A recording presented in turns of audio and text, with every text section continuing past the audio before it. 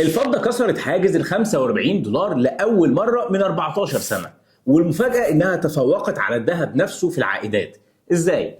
خليني أقول لك، أغلب الناس متعودة تبص على الذهب كملاذ آمن وقت الأزمات والتضخم، لكن 2025 جابت مفاجأة.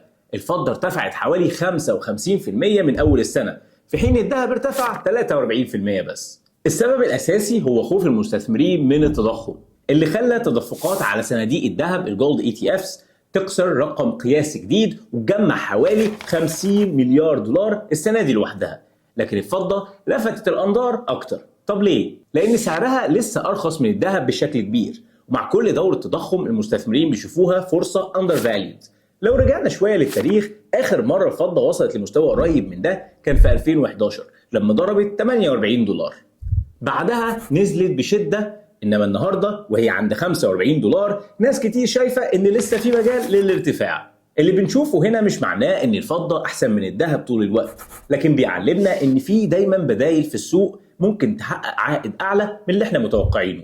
أهم حاجة إنك ما تبصش في اتجاه واحد بس. دي مش نصيحة استثمارية، مجرد تحليل يوريك إزاي الأصول المختلفة بتتحرك. ورأيي الشخصي إن الذهب والفضة أو الاتنين مع بعض لازم يكونوا جزء من استثماراتك.